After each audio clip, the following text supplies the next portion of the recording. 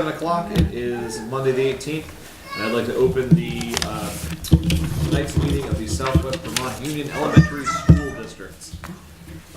Before we begin with our posted agenda, could I please have a motion to amend the agenda to rearrange the order? For those of you who aren't aware, Dick France, who had been elected the district clerk, has withdrawn from that position, so we need to elect a new clerk. So what I'd like to do, please, is to have a motion to amend the agenda to place that, which is currently agenda item 4, to make that agenda item number 1, please. So moved. Second. So first and second, any discussion? Scott? Just because I'm relatively new to all this, board clerk, district clerk. There's two different positions. Yeah. Okay, help me understand the difference. So as I understand it, the district clerk, and this was my misunderstanding as well.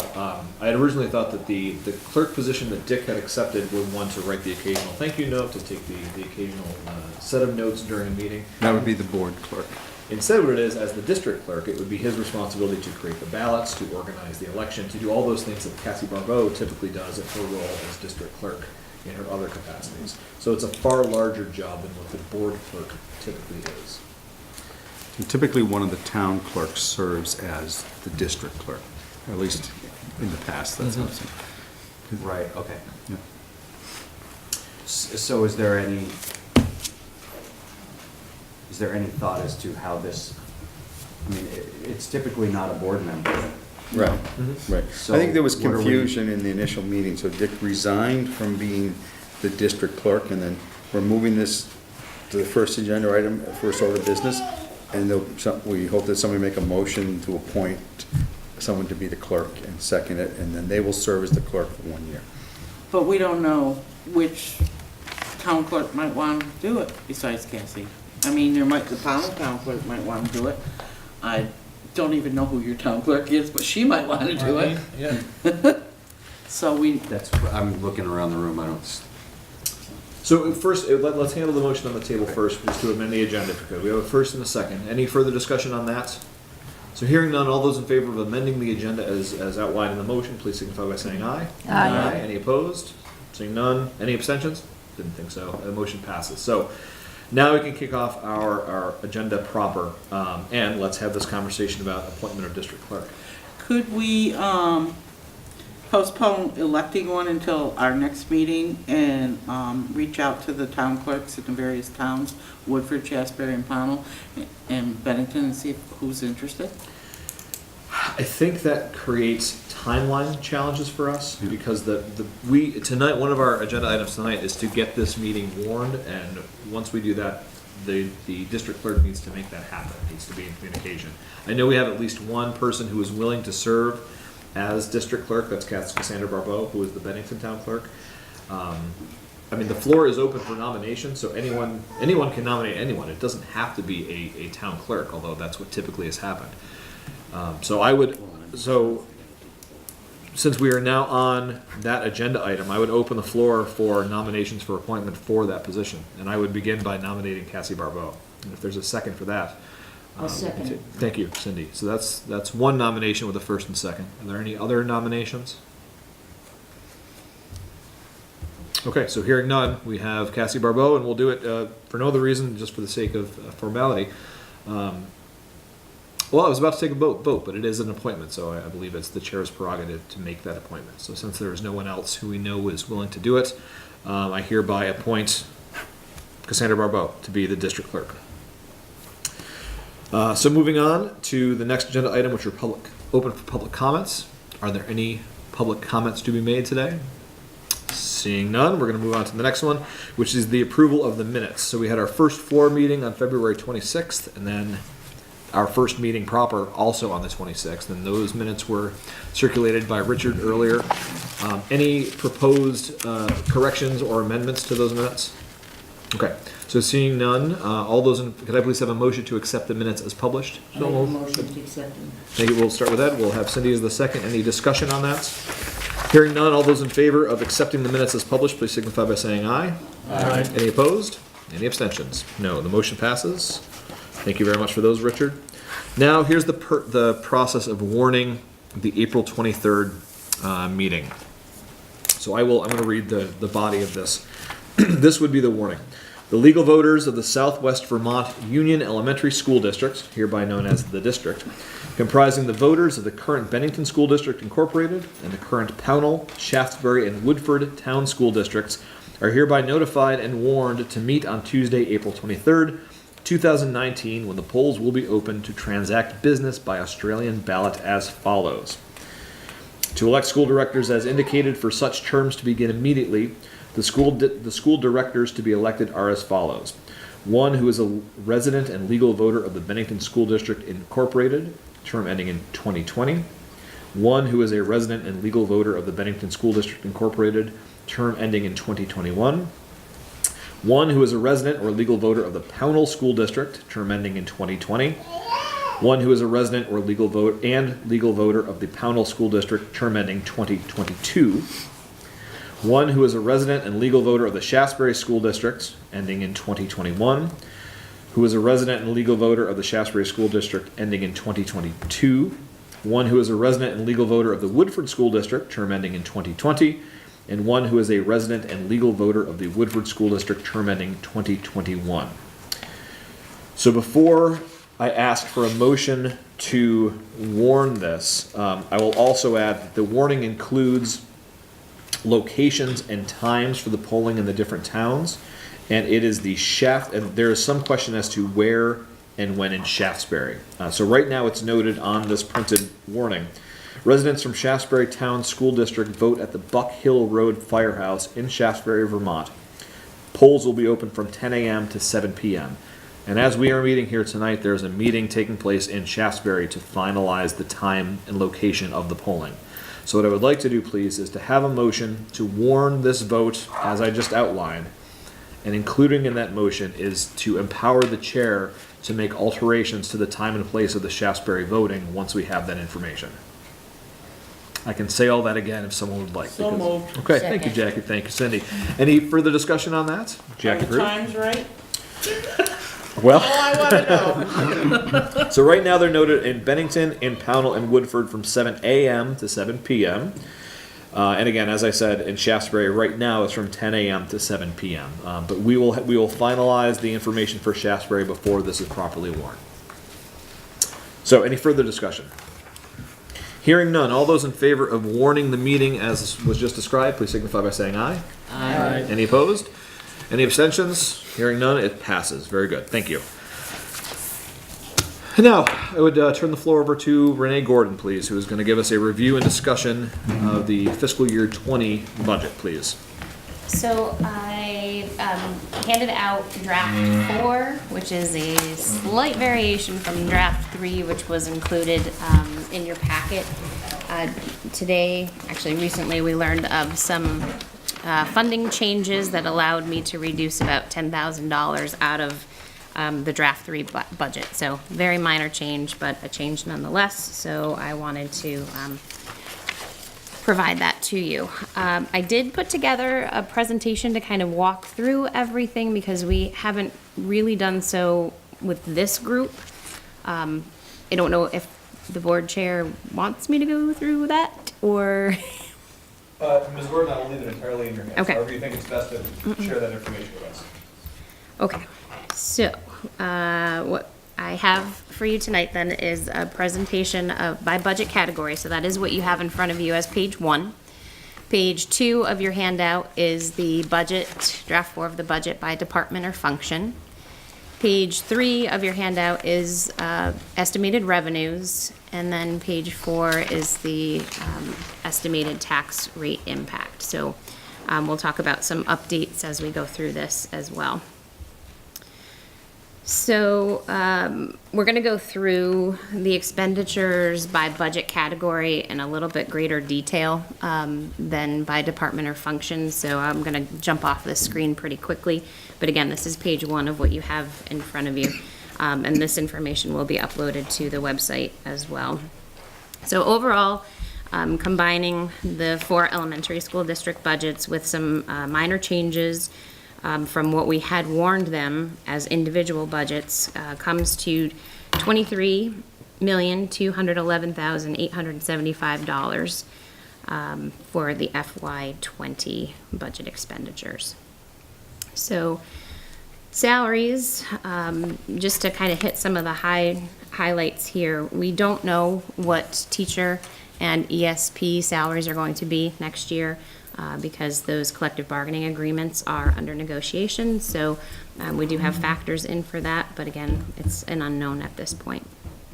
We have added a social worker position to the budget, and the Bennington board would be probably most familiar with this, based on administration presenting a proposal to form trauma-sensitive classrooms next year. So this would be supported through existing staff that we have right now. The thought is that it would be a K through 2 classroom supporting up to 6 learners, and a 3 to 5 or 3 to 6 classroom supporting up to 6 learners as well, of these learners that may be experiencing trauma. So it would be a shorter stay in these classrooms. Again, would be supported by existing teacher, existing para, but having the social worker there to support as well. And there is also a board certified behavior analyst that we intend to hire as well, but that is actually going to be funded through Medicaid, so it does not have an impact on taxes. So that is included. In the Shaftesbury building, through that budget process, administration had asked for an on-staff clinician. In the Bennington proposal for the trauma-sensitive classrooms, they have clinicians as well, but that approach was through a contracted service with United Counseling Service, so this would be an actual employee that would be serving in the Shaftesbury school, and also working with On Point Elementary on the days when this person was not actually in that school. So that was added. There was a request to add a crossing guard at Molly Stark to remove that responsibility from the custodial staff, so that is included. And then we were actually able to make some reductions in Woodford teaching through being able to share some of the teachers that we have in other schools. So those are some of the driving factors that you're seeing in the salary budget line. On the benefits side, as you all know, the VHI health insurance rate increases were approved, and the one that is most popular amongst our employees is the CDHP Gold, and that was approved at an 11.8% premium increase for next year. In addition to that, we do have benefits included in the budget for those positions that I just noted. Did they give us a reason why the CDHP, which is a higher deductible, if I remember right, than the gold or the platinum, why that went up so much compared to the others?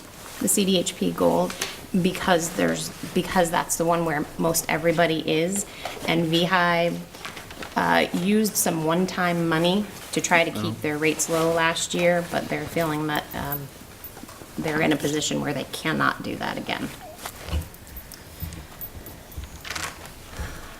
So the next line, contracted services. So the school resource officer, so this is a slight variation from the individual budgets that we had. So Bennington had decided to actually remove from their local budget that went before the voters, remove those, the funding for the 3 resource officers, but Pownell kept it in, as did Shaftesbury.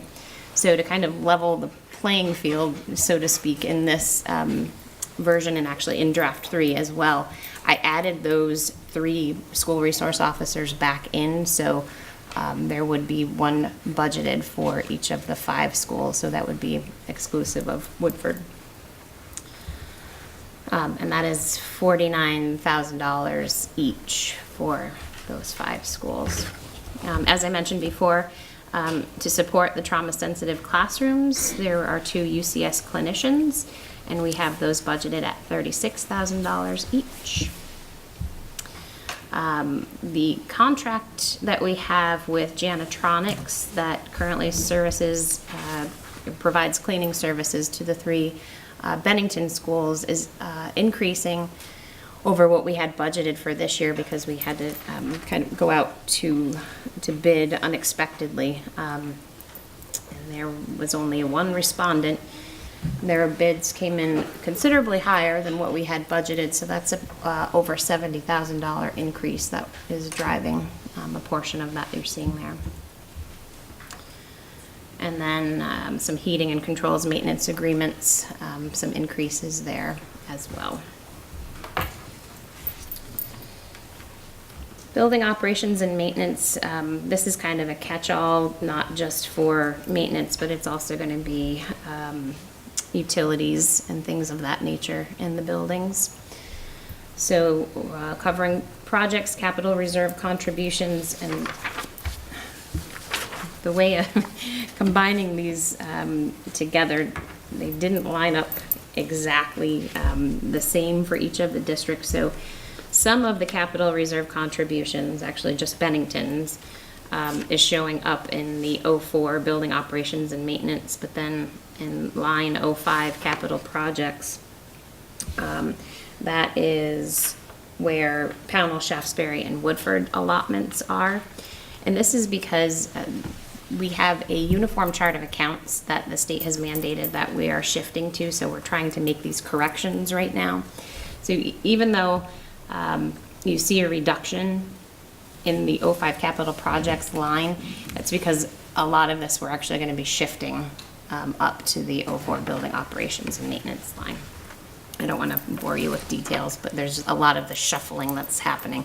We're going to see the similar thing happening in the equipment line.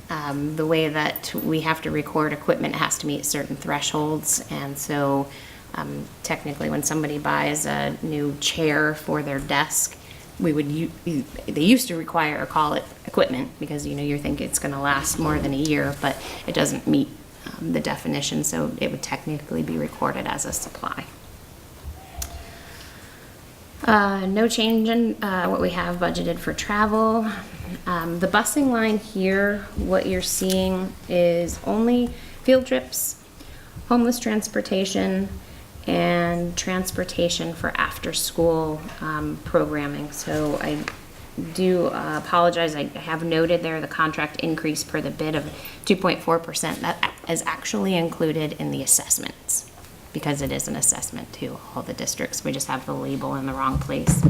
30% increase is a lot. And that increase is because we're adding transportation for after school for one of the schools. So we're trying to keep things equal amongst the buildings. So I know that Pownell has transportation after school. Molly and Monument did, so we were adding for Benell.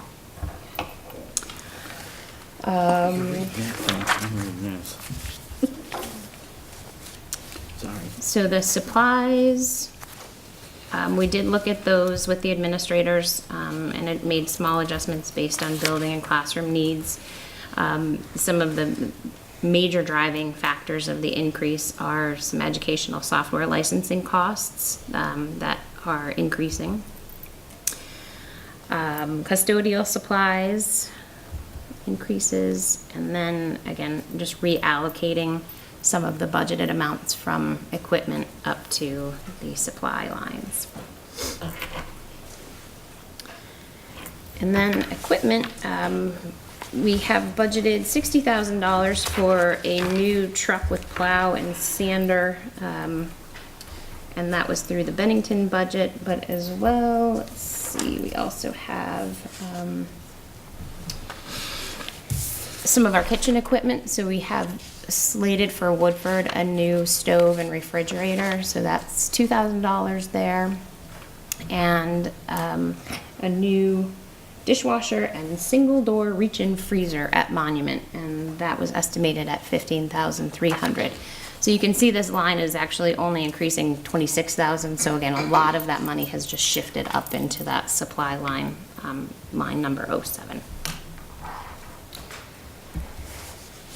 The assessment, so these are based on the approved SU budget, which included additional staffing at Molly Stark and Monument for the Learner Support Center, and Wellness Center respectively. And then we did adjust the other assessments based on the approved budget and the FY18 audit fund balances. We do not anticipate any of our students tuitioning out to any district, so we have no costs associated with that budget line. We will, however, have students coming in, which we will see when we get to the revenue in just a moment. Debt service, line 11. This is not only the Bennington Energy Improvements bond, but it's also short-term borrowing, which most districts take advantage of on an annual basis due to the fact that once school starts and we're operating into the fall, we tend to run a deficit until the taxes are actually collected and turned over to the school districts. So to bridge that gap, we do some short-term borrowing, and sometimes it's just a line of credit. Sometimes banks offer an actual loan with an associated investment account. We never really know from year to year which way it's going to go. So we do have money budgeted for that expense as well. Dues and fees, this line has decreased because the Vermont School Board Association dues are now charged at the SU level. So that was an increase through the admin budget of the SU, so you're seeing that as part of the SU assessments. And then we've also added some funding for bank fees for additional fraud protection. We are preparing a request for proposal for banking services, and the draft of that I think I actually just forwarded to the treasurer today for her review. So we will be submitting that or sending that out to our local banking institutions for their consideration and proposals. The Vermont School Board Association, are they taking into consideration there's going to be a substantial drop in school board members? And because of that, are they raising the amount to make, of course, okay, that was a silly question. You're not really reducing what they're charging us, they're allotting how to do it. Yeah, Yeah. okay. Yeah. I thought of it after I said it, so it was a joke. And then contingency, so this is just a compilation of the various contingency lines that are throughout the local budgets. So page 2 of the packet that you have in front of you is just kind of dissecting that same information in a different way so you can see it by department or function. You know, probably the things that jump out at you are line 2120 for guidance, that, you know, 43% increase, but that's because of the staffing. So that's where the social worker is, but also the clinicians. The clinician one that's based at Shaftesbury and shared with special education, but also the contracted services with UCS. And then if you kind of scroll down to 2660, the security and crossing guard, again, that's another pretty significant increase, but that's because of the funding for 5 school resource officers, as well as adding a crossing guard for Molly Stark. So looking at the revenues, we do anticipate a continuation of students tuitioning into a couple of our schools. We are projecting 3 coming into Woodford and 5 coming in at Shaftesbury. So we've budgeted $12,000 each for a total of 8 students. And we kind of erred on the side of being conservative there. There could be more students coming, which would, of course, then just increase the amount of revenue that's coming into the district. The salary reimbursement line you're seeing there, $32,000, that is to offset a portion of the cost of the school clinician. So that's the sharing of the Shaftesbury clinician with special education. So special education would be sending that money back to the district. The fund balance is just a compilation of all the fund balances of the district. And then there's a couple other minor items there as well. But what I wanted to direct your attention to on this sheet here is the line that's bold, the general state support grant. And you all know, because we talked about this over and over again as we were looking at our individual budgets, that this is really the number that we need to look at, because this is the number that really drives what our tax rate is gonna be. It is the draw on the education fund that the school district would be asking for. If you recall, when the tax commissioner sent out their recommendation back in December, it was projected that the average increase to the general state support grant demand from all the SUs and school districts would be about 3.24%. You can see this current budget in front of you is a 3.52% increase to the demand on the ed fund. And what I have for you next is actually an update. So I added a fourth column here, FY 2020 HWM, which is the House Ways and Means Committee update. The information that came out from the Finance Department, from the Education, Agency of Education recently actually adjusted, or I guess, yeah, adjusted what their estimate is on the demand of the ed fund. So they're no longer thinking it's going to be 3.24%, but more like 3.87%. So because of that, they're projecting that they're going to have to adjust these figures. And in doing so, that of course changes the tax rates that we've been looking at. So the final page of your handout is the estimated tax impact. So that is taking into account adjusting that homestead property yield number down from 10,666, which was the recommendation as of December 1. But they're thinking, again, because the demand on the education fund looks like it's going to be closer to 3.9% than 3.24%. They know that they're going to have to come up with more money, and in dropping that number, it'll generate more revenue to the ed fund. In addition to that change on this document, we also have version 12 of equalized pupils, which is the information in lines A, B, C, D, E, and F at the top. So those numbers factor in when we get down to the estimated homestead tax rates down at the lower half. But just to summarize, so we know MAU's budget passed, so that's set information there. And the budget that you have before you, without any changes, we would be looking at an increase to Bennington of a little over 2 cents, a decrease to Pownell by about ½ cent. Shaftesbury would be an increase of almost 3 cents, and Woodford about 3 pennies and a quarter. So, I guess at this point, I just need to know if there are any changes or recommended changes that this board would like to look at in preparation of giving it or handing it over to the initial board once they're elected, and then we can get it warned for vote. Sure, so let's start right by opening the floor to questions. Any questions of Ms. Gordon and what she's presented to us tonight? She did a good job. We don't have to agree with it, but she did a good job. Thank you. How are we trending for 2019 budget? It's different for different districts. Yeah, I just, anytime I compare a budget to a budget, it gets a little squirrely, right?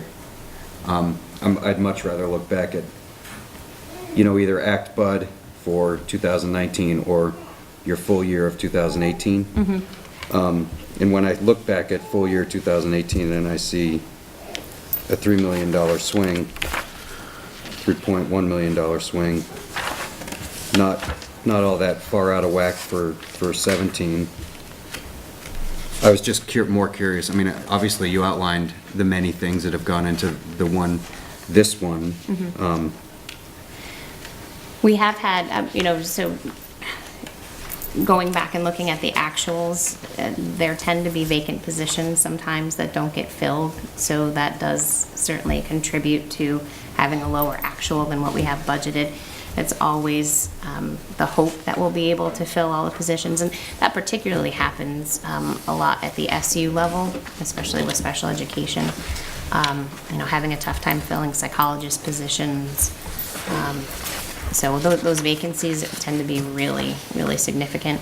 And then, of course, if, you know, we have staff that resigns kind of late in the game and they had a family health plan, that when we actually have a new hire come in and they decide not to take the health insurance, I mean, that's $20,000+ right there that ends up not being spent, so. Okay. It's really people and their benefits are the driving main. factors between those. Makes sense. But in terms of, you know, facilities, we tend to spend, you know, the money on, in energy, but also in just general building upkeep, you know, repairing rotted wood, replacing doors, fixing broken windows, things like that. Thank you. Any other questions or comments? Okay, before we do anything else, I just want to take a moment to publicly recognize Renee Gordon's efforts. I mean, we all in our individual school districts have benefited from Renee's organization and her ability to take complex, super detailed information and to present it in an accessible, understandable way. And so I anticipate us continuing to benefit from her attention to that detail and your ability to do all that so well for us. So thank you, Renee. Thank you. Once again, and I would also, as I found out this morning, maybe some of you already knew this, there's a new accounting program that has been foisted upon every single district in the state. And it's not up and running very well from what I understand, and Renee is still able to do the tremendous job she does, even despite that challenge. So thank you, Renee, for all your work in that regard. Thank you very much. So we are in a position then to, if there are no questions or no other amendments or any kind of bits of clarity around this budget, I think our next step is for someone to propose a motion to recommend this budget to the initial board of the SVUESD when it is elected on April 23rd. So moved. Thank you, Jackie Peru. Can I have a second to that motion, please? Thank you, Ed Malloy. Any discussion? So hearing none, so the motion on the floor is for this transitional board to recommend the budget that Ms. Gordon just outlined for us to the initial board of the SVUESD. All those in favor, please signify by saying aye. Aye. Any opposed? Any abstentions? Hearing none, and the motion passes. So great, so that we will do that. The next item on our agenda is a review of the default articles of agreement, and I will turn my head to Superintendent Culkeen for that, please. We're a little premature on that. The one thing that, in a review of the default articles that we are still pursuing with, we're going to have to pursue with the Agency of Education, when you read through it, it's going to see that it still says that the sixth graders in Bennington are the responsibility of the new Union Elementary School District. So our attorney is pursuing that with the Agency of Education. We had to send additional documentation verifying how that process actually took when the vote happened that removed the sixth graders from the BSD and put them under MAU. But right now, in the recognition clause, what I find troubling and what we still have to get removed is that's not what it says. Right, okay. Otherwise, it's really, we put it here, so we put it in front of you so you could read through it again. We can't change anything in the default articles until after the transition, the initial board is up and running, and then either the board votes to make changes, then it goes to another ballot vote of the voters of all four towns, or any citizen can bring a petition to the clerk and to the, if they bring it to the board, then the board has to want it if it has the proper number of signatures. And the most popular that I keep hearing is governance models and a lot of comments about the name of the district. But we have a default name in the Articles of Agreement, which, yes, can be changed, but we haven't gone there yet. So, The Southwest Vermont Union Elementary School District doesn't flow nicely No, enough for some no. folks? Okay, no, we could have some type of naming competition. that would be fun. Yeah, so it's there for you to review, but that is the most glaring, is that the sixth graders are still recognized in that. And I will also address, and some of you heard me say this morning, we still have to work through the issue of SU organization. If the initial board does move forward and becomes an entity after June 30th, then that board would get 3 members to this board, would get 3 members to the SU, because the law clearly states that an operating district gets 3 members and a non-operating gets 1.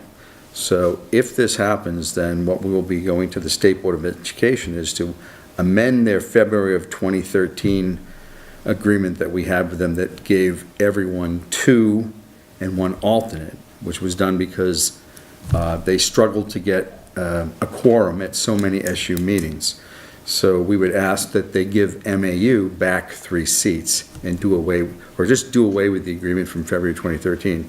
And any operating school district under the SU receives 3 and any non-operating 1. So in effect, Arlington would get 3, the Union Elementary District would get 3, MAU would get 3, North Bennington would get 1, Sandgate would get 1, and that brings the board to 11, which is what we are now. So that makes the most sense. So we had initially petitioned the State Board of Education to reduce Arlington to 2, like everybody else did. And then when the Union Elementary District got rolling, we withdrew that, and we're in holding until we make sure that the Union Elementary is going to exist. And then we will petition the State Board at a late spring meeting to bring everybody, all operating to 3 and all non-operating to 1. Jim, is there anything that this transitional board can do to help effectuate what you just described? No, we're not hearing any, it's really for our lawyer to do it. We're not hearing any pushback from the state, no. Okay. Not saying no or anything like that, just where's your documentation of, because one of the questions we were asked, and some of you with more history here than I may know, was this just a local agreement that, or was there actual votes taken to do it? And we believe that votes were taken to do it, and not just that BSD and MAU made a informal arrangement. Sure. That would have been the concern. So. Okay. Oh, you mean for the 6th grade? Yes, for the 6th grade. It was a vote. A vote, yeah. And that's what our attorney confirmed and sent that information out. Okay. Any questions for Jim, for Superintendent Culkeen, about these issues? Okay. I will say it just for a matter of record, today was the deadline for folks who want to run for the initial board. Today was the deadline to get their petitions into their town clerks. So hopefully folks have done that if they were intending to do so. Anything else on the Articles of Agreement? No. Okay, thank you. So that brings us to our final agenda item, which, as we covered at the beginning, was just a recognition that Dick Francis resigned as clerk from this. So And Dick would have been here tonight, we should say, but when we switched this meeting, at the first initial meeting, we said we were actually going to meet last Monday, but when the petitions got extended another week, we said, well, we'll wait and hold the initial meeting tonight, the same day, and Dick let us know right then that he had a conflict and was unable to attend. Yeah. I have the warning that we passed, which I'll circulate now for folks to sign. Scott, if you would, please. Didn't mean to throw that at you, sorry. Sure. So great, so could I please have a motion to adjourn? Oh, yes. Do you have any further meetings? That would be helpful. We should probably set one, so let's, the phone's in the car. We're gonna look at the calendar here. What are we doing? Well, and that's the question. So, and I'd ask this of both the superintendent and of Ms. Gordon, are there different steps are there additional things we need to do? We've approved a budget to recommend to the initial You've board. warned this. We've warned the meeting. Those are your tasks as the initial board. Would members of this board find value in scheduling a meeting to have it on the books and then simply cancel it if need be? I guess the question is there, which makes more sense? To schedule a meeting so we have it and we can cancel it if we don't need it, or to not schedule a meeting tonight and then potentially have to scramble to schedule a meeting should we need it. Well, we could reserve a date. Let everyone know, form a date, and we don't usually warn the meeting until like 4 or 5 days beforehand anyway, so. So if the election of the members of the initial board is on the 23rd, would folks be able to reserve 7 o'clock on April 16th, which is a week before the election? Could do 6 o'clock better. So that will be April school vacation, but School vacation. Well, Yeah. what, instead of that, how about April 9th at 6? Would that work for folks? Now, I say that without looking at my own calendar, but I think that should be fine. And that's tentative anyways. I'm sorry, Cindy? That's tentative anyways. Yeah, and it's, you're right, Tentative, yeah. yes, yeah, it's simply reserving a time should we decide we want to go there. Okay, so let's, yes. because we wouldn't warn that to the Thursday before, so. So let's look at that date, April 9th, as a possibility, should we need a meeting, but right now we won't schedule another one, because as the superintendent pointed out, our tasks are done. So, in that case, because we might not be meeting again, I'll just simply say, in my short term as chair of this transitional board, I just appreciate everyone's work. This is, even though even though we didn't have a lot to do as a board, it was very important work that we did. So I'm looking forward to seeing folks running for the initial board, and looking forward to what that's gonna bring. So could I please have that motion to adjourn, please? So moved. Thank you, Second. Jackie. Thank you, Cindy. Any discussion? Hearing none, all those in favor of adjourning, please signify by saying aye. Aye. Any opposed? Any abstentions? Motion carries and we are adjourned. Thank you very much. Thank you.